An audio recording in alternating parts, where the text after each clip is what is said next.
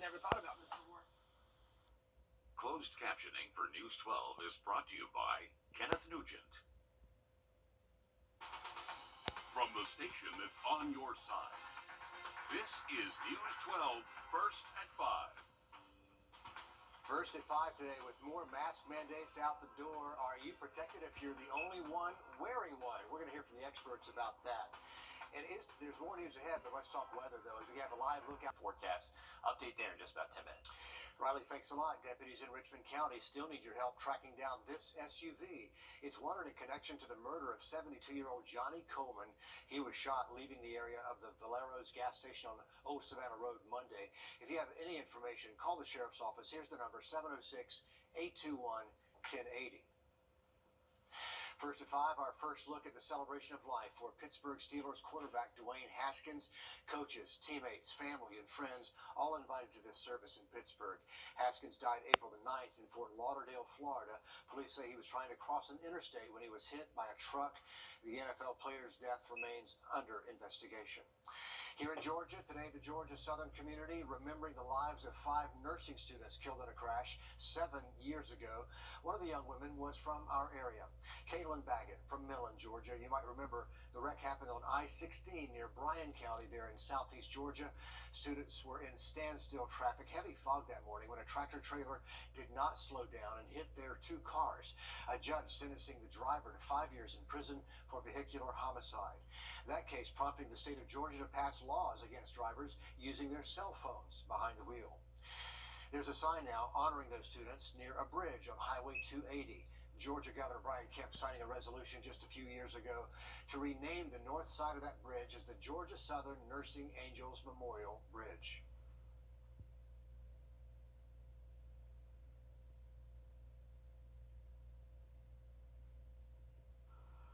Just 4 days after taking effect, the city of Philadelphia is rolling back its indoor mask mandate.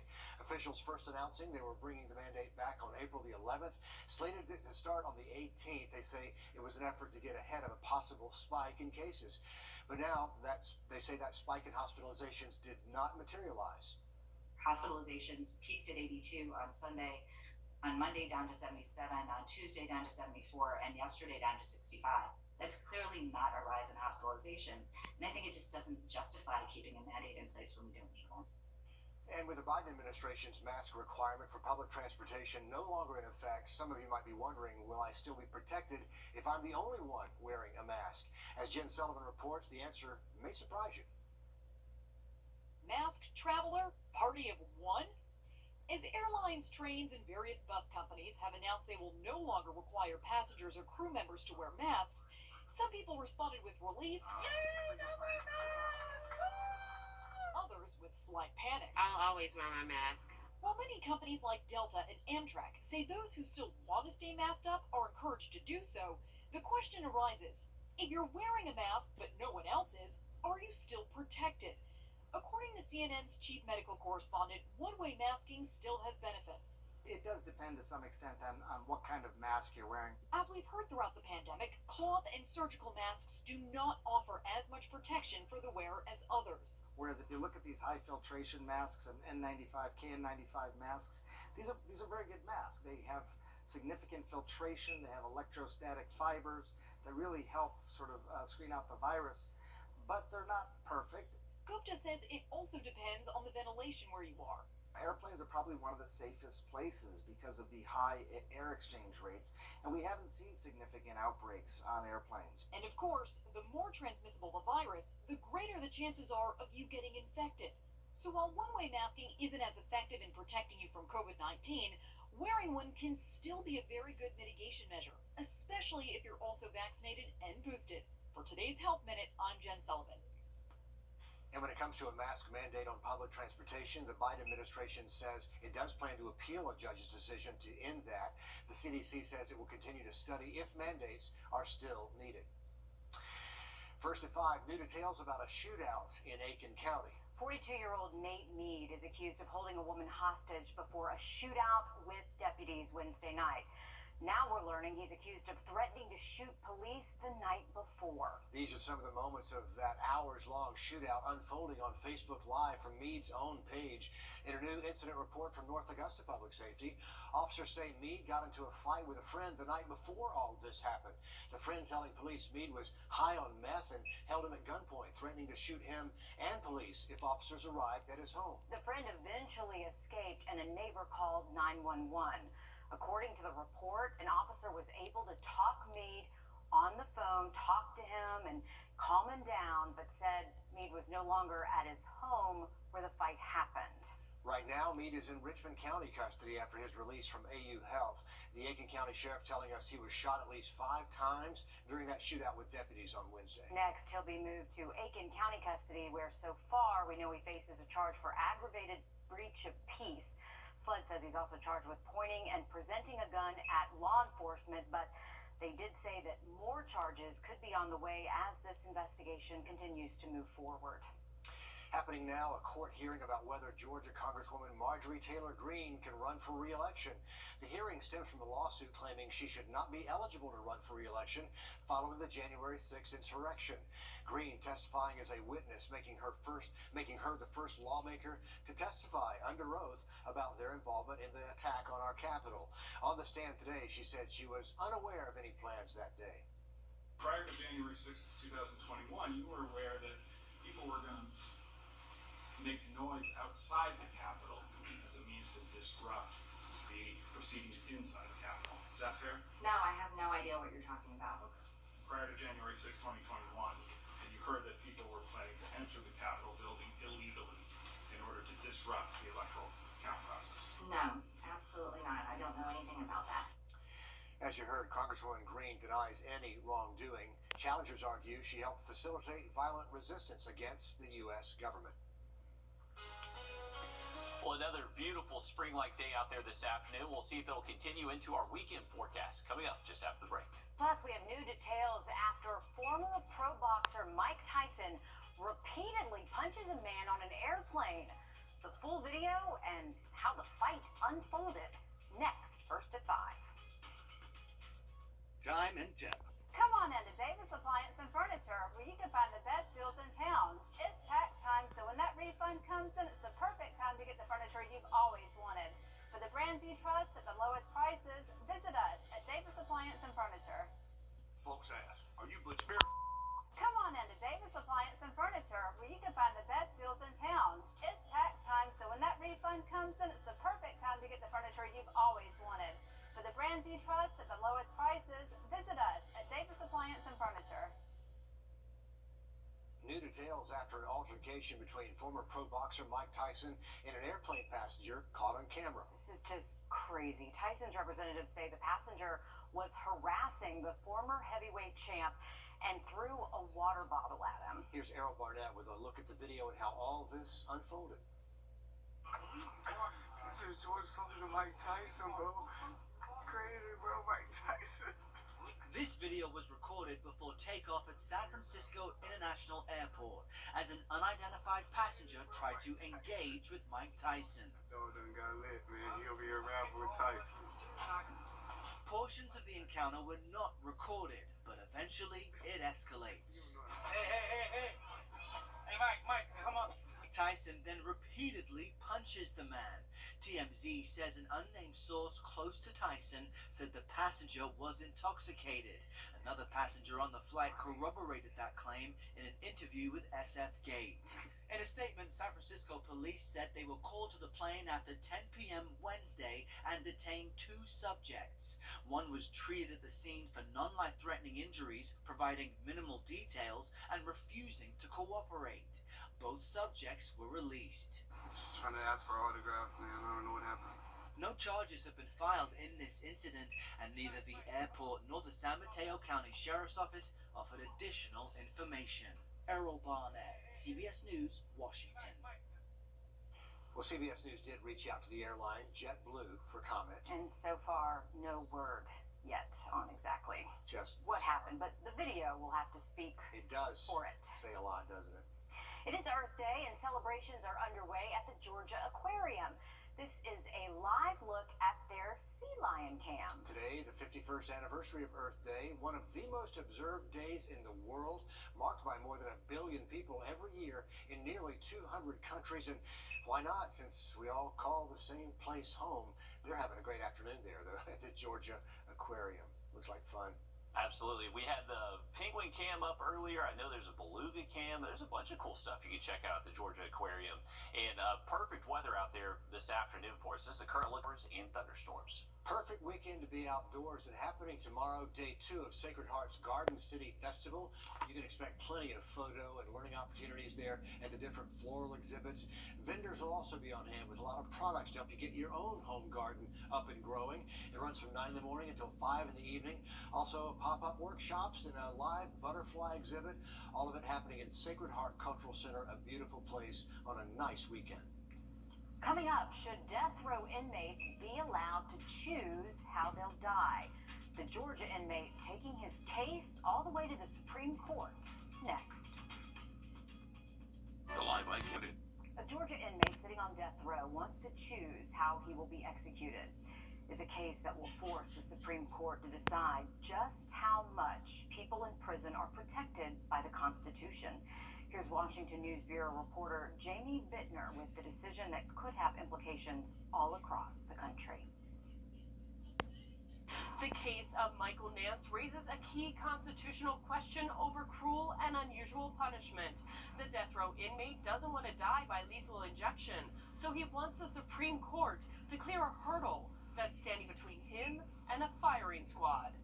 Michael Nance claims medical conditions have impacted his veins, so he tells the Supreme Court carrying out the capital punishment sentence of lethal injection violates the 8th Amendment, which says cruel and unusual punishment shall not be inflicted. Yet his preferred method of execution, a firing squad, isn't approved in the state of Georgia. Attorneys for Nance sent me this statement. This case is about whether a prisoner can challenge a method of execution as unconstitutionally cruel, even when it is the only method that the state has adopted. If the answer is no, the courthouse doors will be closed to many prisoners who simply seek to have their death sentences carried out in a humane and lawful manner. This case can have a very major implication. Cliff Sloan is a professor at Georgetown University. Sloan tells me this case will force justices to determine what procedure inmates can use to challenge their method of execution in court. The issue here is whether the person can bring that under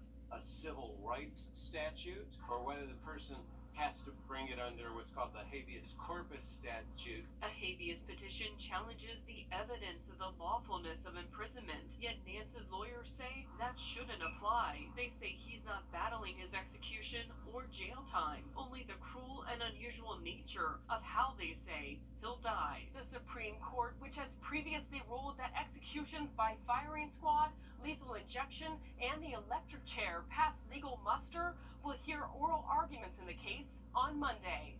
In Washington, I'm Jamie Bittner. Nance was sentenced to death in 2002 for the death of Gabor Balog in Gwinnett County, Georgia. On the other side of the river, the South Carolina Supreme Court just issued a temporary stay, halting the state from carrying out its first ever firing squad execution. The court order from Wednesday halts the April 29th execution of inmate Richard Moore. The state Supreme Court says a more detailed order will follow. More than $6 billion heading to South Carolina over the next 5 years as part of the bipartisan infrastructure law. At least $100 million of that will be marked to get more South Carolinians connected to high-speed internet. Our State House reporter Mary Green joining us now live from Orangeburg, where representatives from the Biden administration joined Congressman Jim Clyburn to talk more about these plans. So, Mary, when will South Carolinians start to see some of these investments? Well, Richard, the White House says that's already happening, including money for programs that are targeted with connecting those South Carolinians and Americans who currently don't have access to high-speed internet to what they say is now a necessity. In today's day and age, if you don't have broadband, you can't go to school, you can't go to the doctor, you can't fill out applications online, and it's time we close the digital divide. Close it for everyone, close it once and for all. Here's a look at current connectivity across South Carolina. Much of the state's metropolitan areas are shaded green, with 97 to 100% of households there having broadband connectivity. But unsurprisingly, that access drops in the more rural counties. Households in the red areas have little to no connection to high-speed internet at home. South Carolina's broadband office reports more than 220,000 households fall into this category. The governor has assured me that his goal is to build out every residence and every business in 3 to 5 years. Now, U.S. Secretary of Commerce Gina Raimondo says there are a few different components to the money that's marked for broadband in the infrastructure law. She says part of that money will go towards physically laying the fiber, another part toward training workers to do that, thus creating jobs in the process. And she says more money will ensure that that connectivity is actually affordable for Americans. Reporting live in Orangeburg, Mary Green on your side. Mary, there's a lot of red on that map that needs to go green. Thanks for the live update there from Orangeburg. Riley? Well, heading into tomorrow morning, if you're more EMTs. Go Cross EMS says it needs more workers on the force. Hear how they plan to bring more people in to help you in an emergency. When First at 5 continues after this break.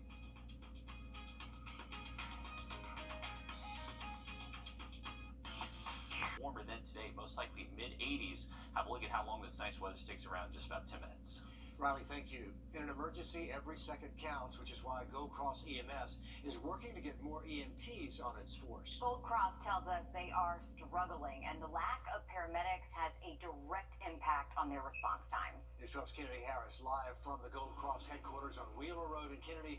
You say Gold Cross is considering some different incentives to bring more employees on board. What about those?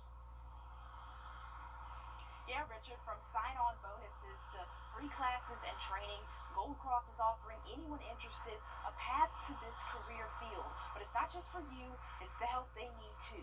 All aspects of healthcare field have been challenged by the pandemic. EMS services have felt the impact of that greatly. And it's been a challenge not only to keep people, but to get people as well. That's why Gold Cross, like many other EMS services across the country, began offering incentives like sign-on bonuses to get people in the door. Coming up on Monday, they'll start the first round of free classes. This is a 16-week EMT training course. Now, typically these classes can cost thousands of dollars, but Gold Cross says they're willing to handle the bill in order to get more EMTs in our community.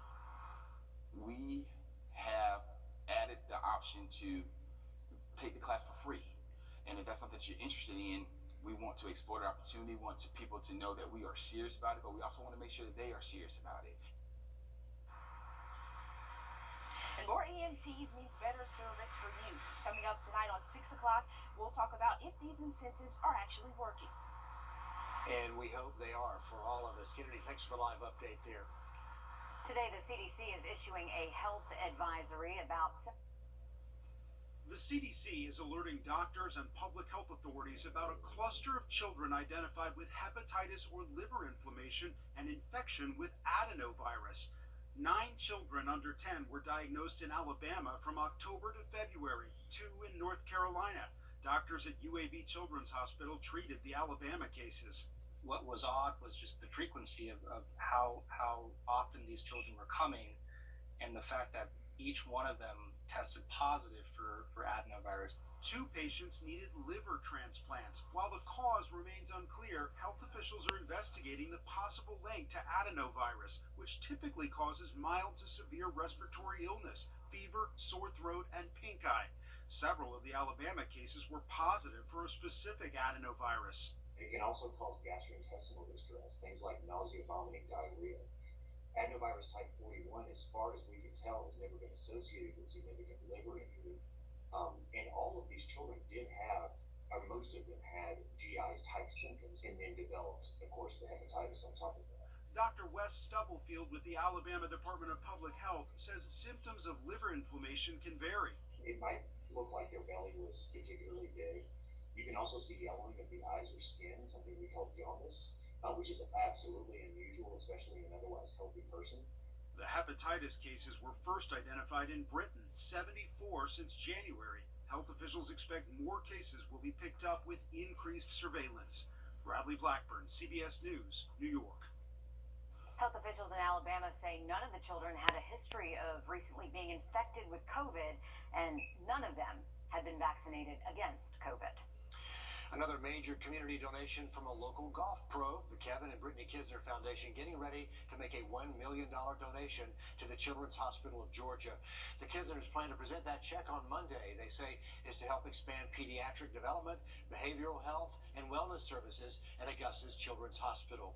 It's the first installment of a $5.3 million pledge they made back in November by the Kisners to support our Children's Hospital. We are getting down to the end of the school year, but we've still got local athletes signing to play college sports. That's always good news. Sports Director Nick Proto was at Evans High today as the Knights send another basketball player to the next level. Jalea Eskridge was the lone senior on this Evans girls basketball squad this year. Now she's setting the example for her younger teammates by signing to play college basketball. Eskridge signing with Brown University in Gainesville, Georgia today. She says she's excited to be close to home so her family and friends can come and visit and watch her play. She'll go from being the only senior on a team to being a freshman again, but she says she's excited for the new opportunity, and with just about a month till graduation, she says she's relieved to be finished with this process. It's very surreal. It really hasn't hit me yet, even though it's like 30 more days till I graduate. But I'm excited to see what the future holds for me and where my future goes from now. She'll look to help out a Brown program that went just 5-16 last year. Happening tonight, the Hawks look to avoid going down 3-0 to the Heat in the first round of the playoffs. The series shifts back to Atlanta for the next 2 games, a place the Hawks have been deadly these past few months. 20-3 at home since mid-January. This is as close to a must-win game as you can get. No team in NBA history has ever come back from being 3 down in a best-of-7 series.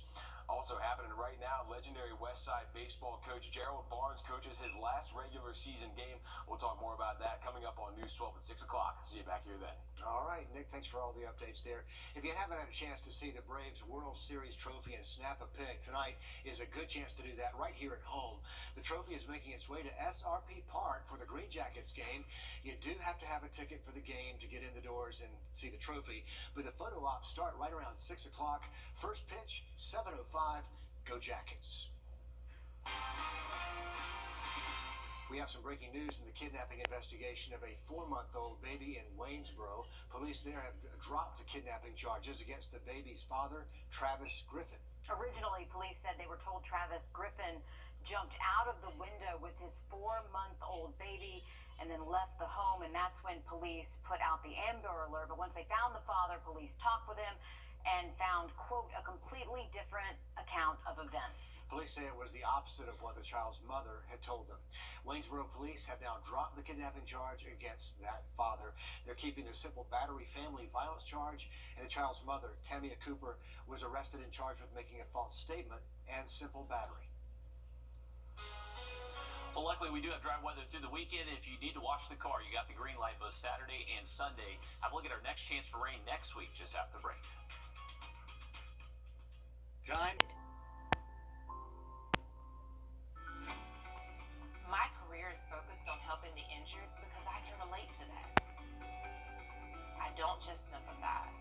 I know how all it takes is a single second to change your entire life. Being an attorney isn't just a job for me. It's who I am. My name is Fatima Zaidan, and I'm an attorney at the Eichholz Law Firm. I get it. I've been there, and I'm dedicated to fighting for you.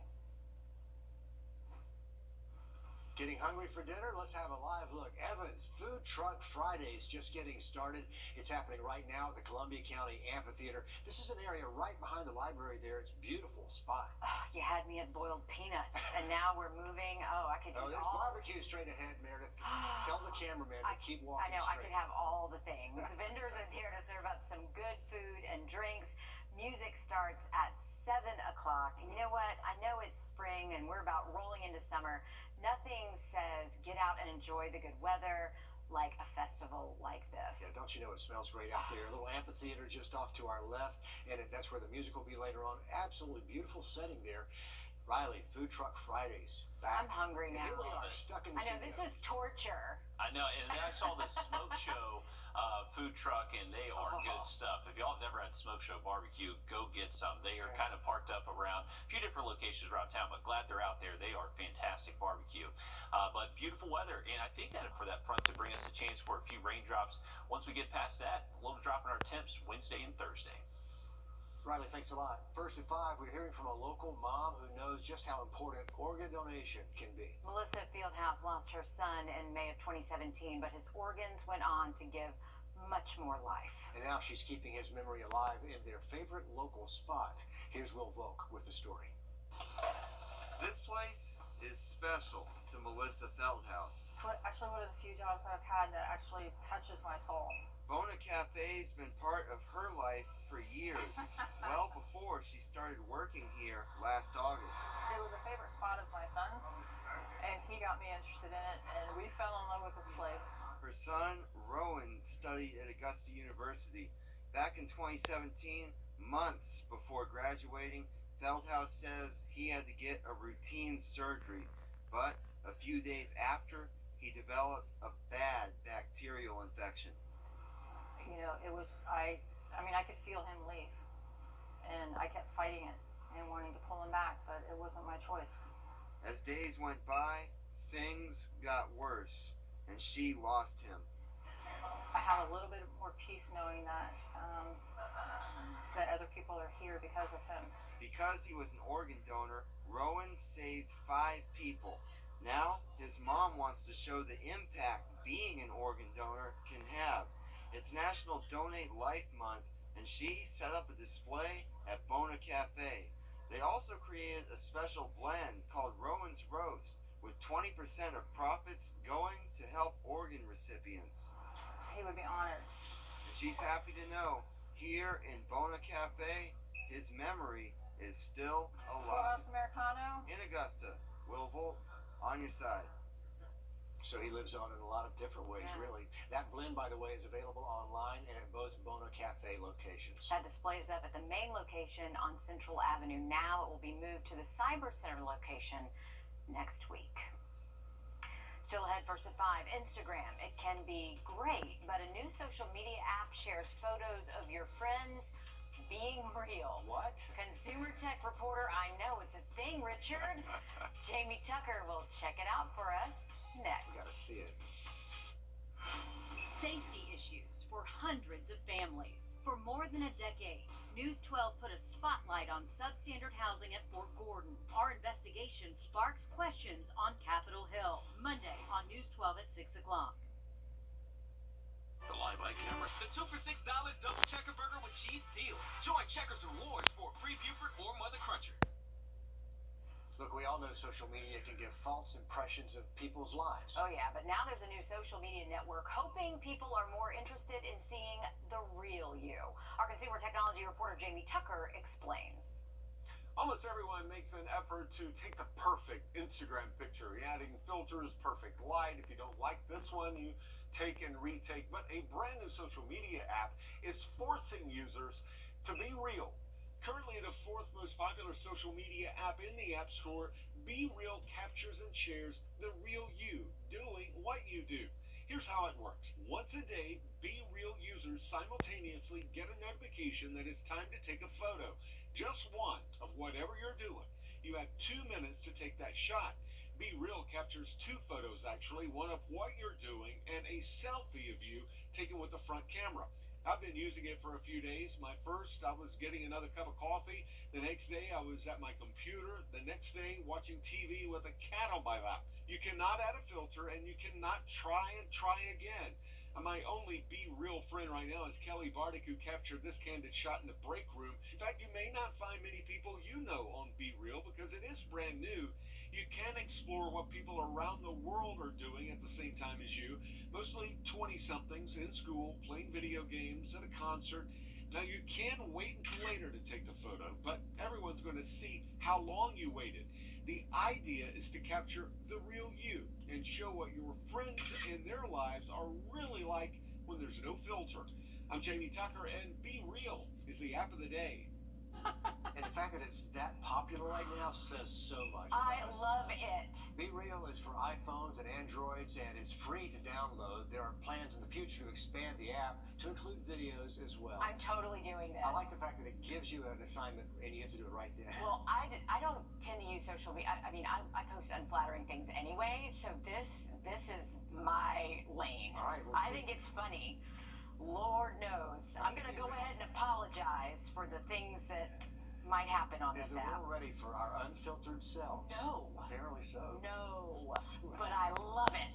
Okay, more Earth Day celebrations to share with you. We were at the Amazon Fulfillment Center in Columbia County today as the team planted a new tree. It is a tradition, Amazon's general manager says. They're excited to continue for years to come. It's all part of the company's commitment to achieve net zero carbon emissions by 2040. Trying to limit the amount of styrofoam that is used by our associates and inside the building. We are going through a huge project right now to put hand dryers into all of our restrooms to eliminate all the paper towel use and waste. So it's just a large commitment that Amazon has made to make sure that we're making the smallest footprint that we can. In honor of Earth Day, Amazon is partnering with a charity called One Tree Planted. That means if you have an Amazon Alexa device, you can now say, Alexa, grow a tree.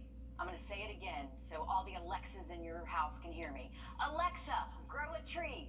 It'll donate $1 to the charity to plant one tree. Amazon also donating $1 million to the cause. I wonder how many dollars I just donated. Well, just in a way of a heads up, you donate that dollar when you say it. We tried this at the house and they said, how much would you like to donate? So just know that it's not on them, it's on you. That's your donation coming from your wallet. I appreciate It's still a good idea. Yeah. So everybody send Meredith the bill for what she just did on live television. Oh, no. Happening. By the way, we should check in 20 or 30 years to see what that forest looks like out at Amazon. Well done out there.